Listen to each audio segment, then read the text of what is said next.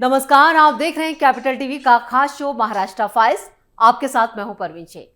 आपको बताएंगे एकनाथ शिंदे ने कैसे उद्धव की पार्टी में मचाई तबाही। शरद पवार और एकनाथ शिंदे के दांव से उद्धव क्यों हैं बौखलाए। संजय शिरसाट के बयान से क्यों मची है हलचल। क्या है आदित्य ठाकरे का ईवीएम पर नया बयान और लाड़की बहन योजना पर क्या है सीएम फडणवीस का बड़ा बयान। इसके अलावा जानेंगे कौन किसकी बढ़ा रहा है टेंशन, कौन किसे दे रहा है चुनौती। साथ ही आपको इन सभी खबरों से कराएंगे रूबरू। लेकिन तमाम बड़ी खबरों में आगे बढ़ने से पहले एक नजर डालते हैं महाराष्ट्र की टॉप हेडलाइंस पर। उद्धव ठाकरे को मिला एक और दर्द, मजबूत सिपाही ने छोड़ा साथ। आधी रात में एकनाथ शिंदे ने कर दिया खेला। एनसीपी संस्थापक शरद पवार ने किया एकनाथ शिंदे का सम्मान, उद्धव गुट के पेट में हुआ दर्द। संजय राउत के बयान पर डिप्टी सीएम का पलटवार। मंत्री संजय शिरसाट के दावे से तेज हुई हलचल, बोले उद्धव ठाकरे गुट के साथ बड़ा खेला करेंगे शरद पवार। ईवीएम पर भड़के आदित्य ठाकरे, बोले देश का भविष्य खतरे में, हमें नहीं पता हमारा वोट कहां जा रहा है। लाड़की बहन योजना पर महाराष्ट्र सीएम का बड़ा ऐलान, लाखों बहनों को राहत देगा एक और फैसला। खबरों में सबसे पहले बात उद्धव की पार्टी में मची तबाही की। महाराष्ट्र विधानसभा चुनाव के नतीजों के बाद उद्धव ठाकरे गुट में दरार पड़ चुकी है। एकनाथ शिंदे लगातार उद्धव ठाकरे को झटके पर झटके दे रहे हैं। पहले तो पार्टी तोड़ी, असली शिवसेना भी अपने पास रख ली, फिर सीएम और डिप्टी सीएम बने। अब भी वो चैन से नहीं बैठे हैं। उद्धव गुट को कमजोर करने की लगातार रणनीति पर काम कर रहे हैं। ठाकरे गुट के कई नेता, मौजूदा और पूर्व विधायक और नगर सेवक शिवसेना से एकनाथ शिंदे गुट में शामिल हो रहे हैं। चर्चा यह भी है कि एकनाथ शिंदे राज्य में ऑपरेशन टाइगर चला रहे हैं, जिससे उद्धव ठाकरे लगातार कमजोर हो रहे हैं। यह भी कहा जा रहा है कि ठाकरे गुट के 6 सांसद उद्धव ठाकरे का साथ छोड़कर शिंदे गुट में शामिल हो सकते हैं, जिसको लेकर एक खास रणनीति बनाई गई है। इस बीच शिंदे ने उद्धव की शिवसेना को एक और झटका दिया। उद्धव गुट की शिवसेना को कोंकण में तब झटका लगा जब पूर्व विधायक राजन साल्वी ने उद्धव गुट से इस्तीफा देकर शिंदे गुट का दामन थाम लिया। जहां आधी रात में एकनाथ शिंदे से मुलाकात के बाद उद्धव को राजन साल्वी ने यह झटका दिया। पार्टी बंटवारे के बाद कोंकण में ठाकरे गुट के लिए लड़ने वाले नेता ने अब उद्धव ठाकरे का साथ छोड़ दिया है।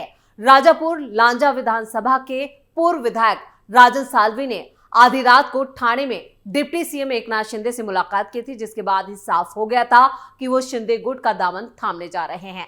दरअसल करीब रात 2 बजे की यहां पर राजन साल्वी ने राजापुर लांजा विधायक किरण सामंत और रत्नागिरी विधायक उदय सामंत की मौजूदगी में एकनाथ शिंदे से मुलाकात की।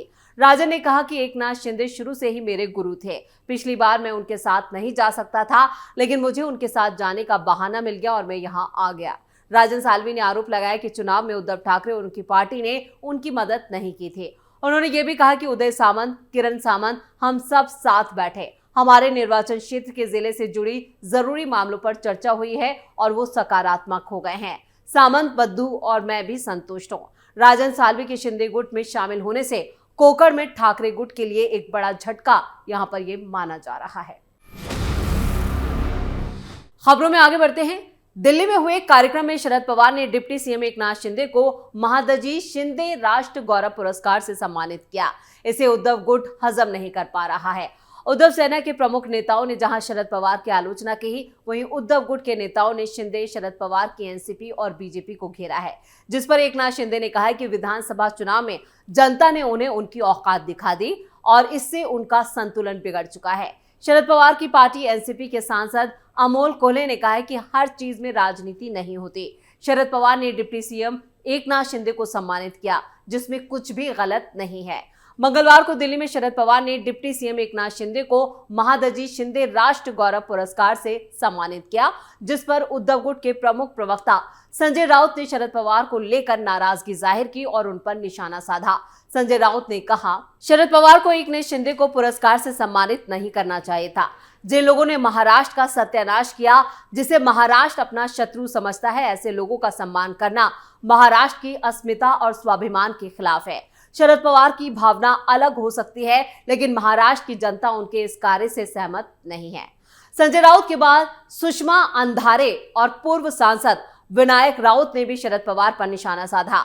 विनायक राउत ने शरद पवार को विश्वासघाती तक बता दिया और संजय राउत के बयान के बाद डिप्टी सीएम एकनाथ शिंदे ने पलटवार किया है। उन्होंने कहा, विधानसभा चुनाव हारने के बाद उद्धव गुट का संतुलन बिगड़ गया है।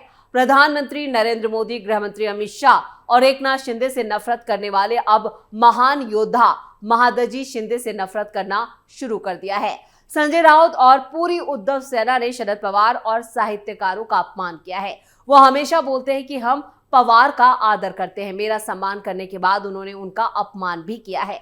ये सब जनता देख रही है। हम आरोप का जवाब आरोप से नहीं बल्कि काम से देंगे। और खबरों में अब आगे का रुख करते हैं। शरद पवार ने डिप्टी सीएम एकनाथ शिंदे को सम्मानित किया कि पूरी महाराष्ट्र की राजनीति गर्मा गई है। उद्धव गुट के नेता संजय राउत की तरफ से शरद पवार पर टिप्पणी को लेकर महाराष्ट्र सरकार में मंत्री और शिवसेना नेता संजय शिरसाट का भी एक बड़ा बयान सामने आया है। उन्होंने कहा है कि शरद पवार साहब पर जो उन्होंने टिप्पणी की है, शायद इसका भुगतान उनको करना पड़ेगा। उनके साथ महाविकास आघाड़ी में शरद पवार अब नहीं रहेंगे, ये पक्का हो गया है। संजय शिरसाट ने आगे कहा, शरद पवार के हाथों से दिल्ली में एकनाथ शिंदे का सम्मान किया गया। हमारे महाराष्ट्र के लिए बहुत ही अच्छा कार्यक्रम था।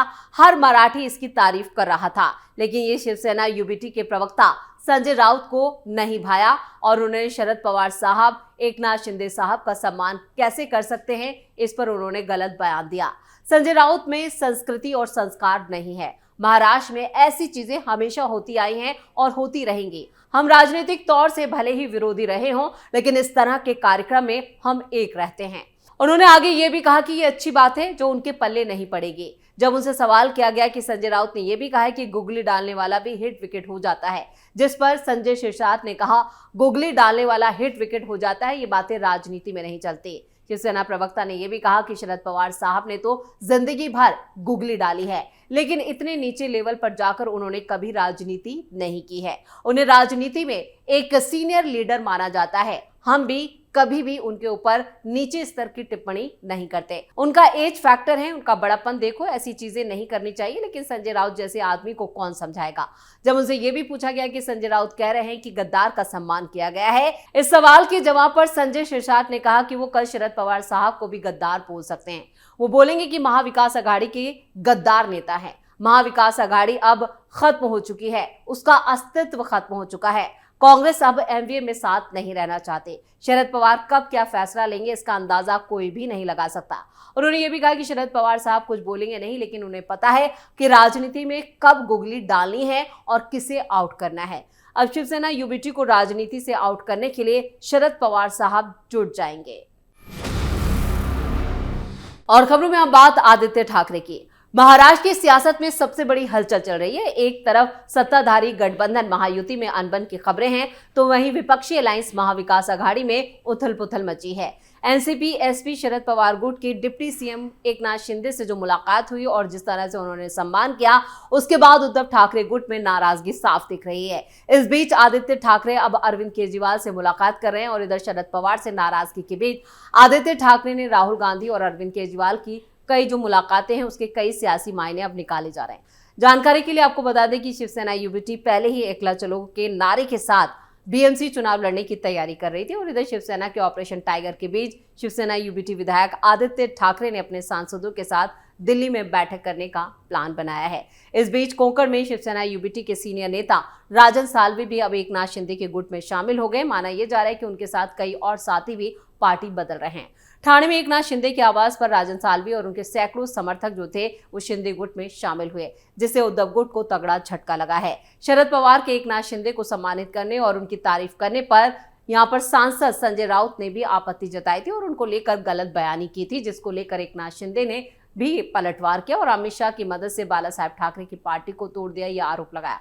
उन्होंने दावा किया कि एकनाथ शिंदे ने बाला साहेब के साथ गद्दारी की और ऐसे गद्दारों की शरद पवार तारीफ क्यों कर रहे हैं। ये बयान इस तरह और जिस तरह से शरद पवार ने एकनाथ शिंदे का सम्मान किया है, उसके बाद पूरे महाराष्ट्र की सियासी जो हलचल है वो और ज्यादा तेज हो गई है और हर कोई अब शरद पवार पर नजरें टिकाए हुआ है कि उनका अगला कदम क्या हो सकता है।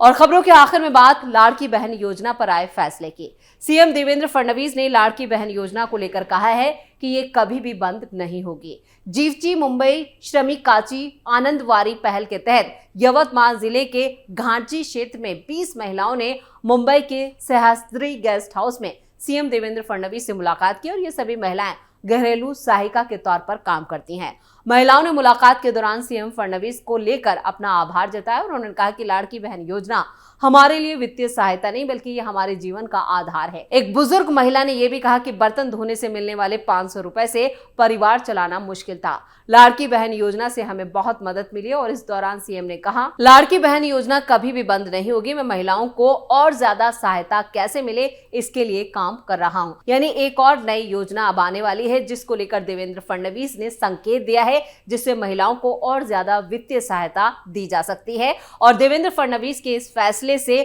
महाराष्ट्र में खुशी या राहत देखी जा रही है। वहीं विपक्षी खेमे में काफी ज्यादा हलचल देखी जा रही है क्योंकि लाड़की बहन योजना को मास्टर स्ट्रोक माना गया था। जिस तरह से विधानसभा चुनावों से पहले इसे लॉन्च किया गया उसके बाद एक बड़ी जीत महायुति के हिस्से में आई और अब एक और योजना महिलाओं को लेकर महाराष्ट्र में शुरू होने वाली है जिसका संकेत देवेंद्र फडणवीस ने दिया है।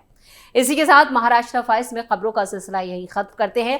बाकी खबरों के लिए आप जुड़े रहिए कैपिटल टीवी के साथ। इसके साथ ही वीडियो को लाइक करें, शेयर करें और कैपिटल टीवी को सब्सक्राइब जरूर करें।